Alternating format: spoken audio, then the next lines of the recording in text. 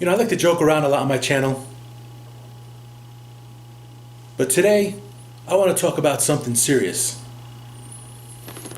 I want to talk about the establishment and how the establishment is screwing us over and how the establishment is enslaving us.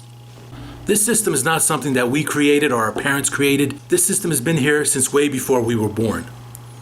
So I'm going to really simplify everything and show you how you could enslave the entire world. Let's talk about real estate. Real estate is the most valuable thing on this planet.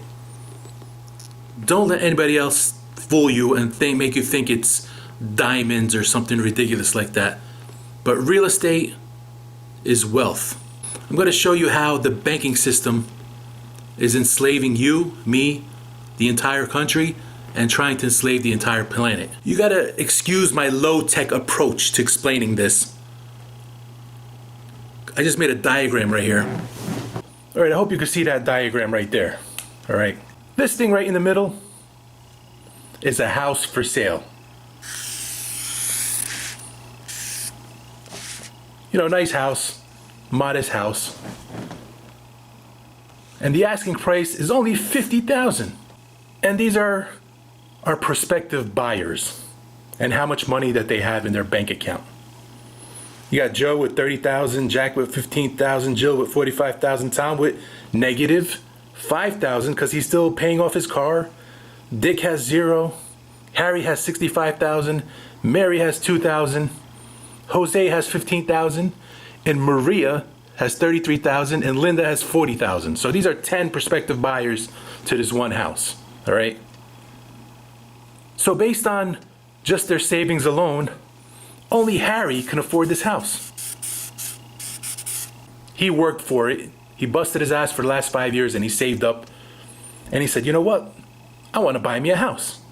He could actually get that house because the second buyer right here is only $45,000. Has only $45,000. So he could probably get this house for $48,000 if he negotiated it. $48,000. And it would be his, no mortgage, none of that to worry about. It's his outright. But in walks in this banker. This guy right here. Really nice guy, man. This dude, he wants to make your dreams come true. He wants to help you buy a home. He's an angel. He's a saint. He's an amazing person. This banker is like freaking amazing. The awesomest dude in the world. Because he's willing to lend all of you that money. Even Tom over here who has -5. He's not even up to 0 yet. So this banker says, you know what? I'm going to lend all of you. Because I'm such a freaking nice guy, I'm going to lend all of you the money that you need to buy this house. So now you got 10 people who want to buy that house, and they're getting the money from this bank. They're not using their own. They don't have enough to buy that house. But they're all getting their money from that bank. And then you know what starts happening? Uh-oh. That $50,000 house is now $500,000. That's right, because you got 10 people that are willing to buy it. Supply and demand. This is economics 101. All of a sudden, the demand for that house went up, and it's not a natural market thing. This is an example of market manipulation. Market manipulation, that's the magic word today.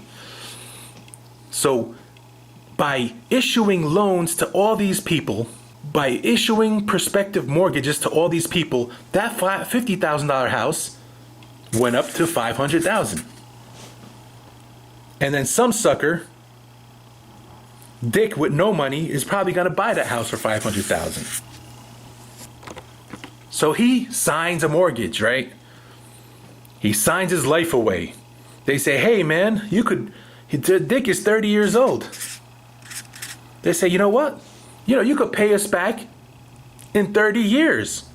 And at the end of when it's all said and done, he's going to end up paying over $1 million. $1 million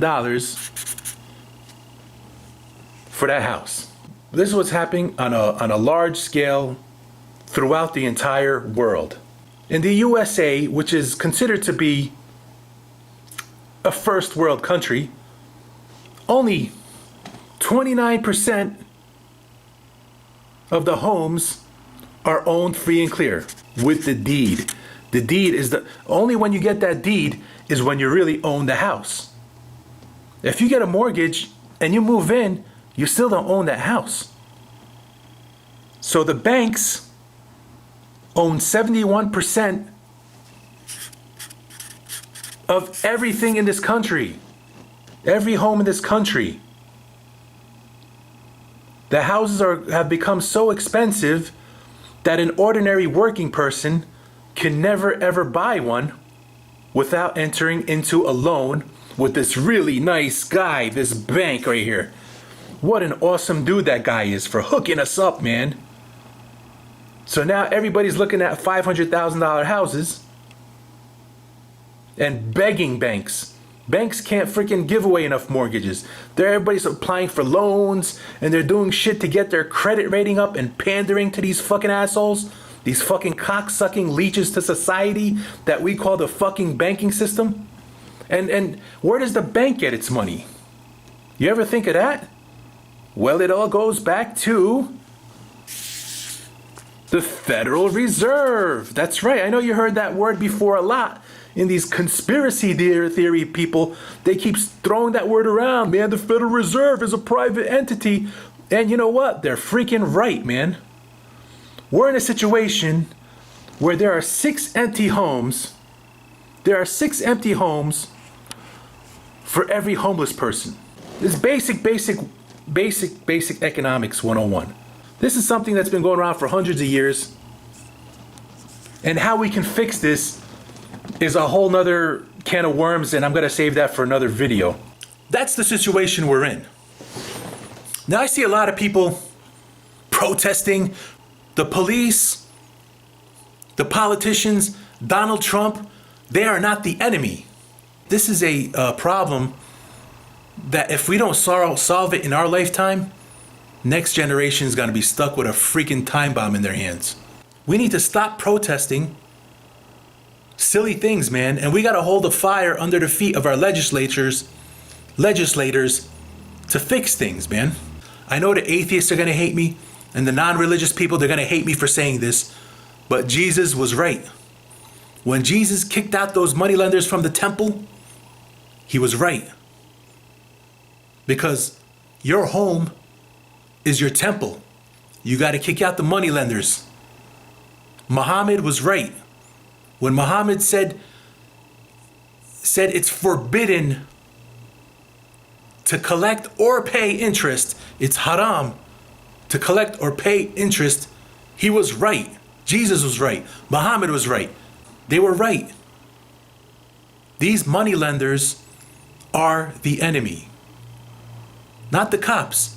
It's very important that we build a close relationship to the cops because we don't want them enforcing these bullshit laws that these lobbyists come up with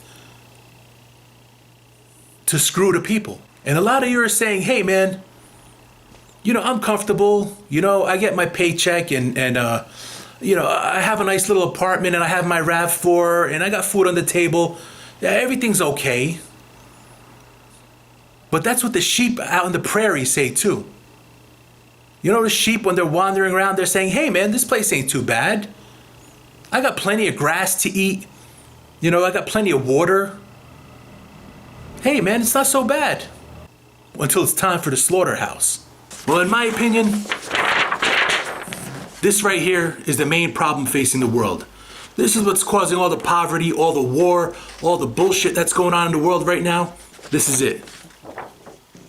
Our federal government, they're puppets. We have to hold a fire under their feet. Because the government is supposed to be looking out for us. And we have to get them back on the right track and looking out for us. and not the special interests, the people that are fucking us.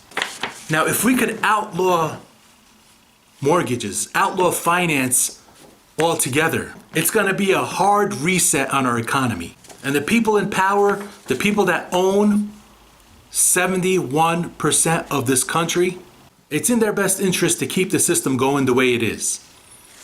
But eventually, we're going to have to take our freedom back. We're going to have to straighten this problem.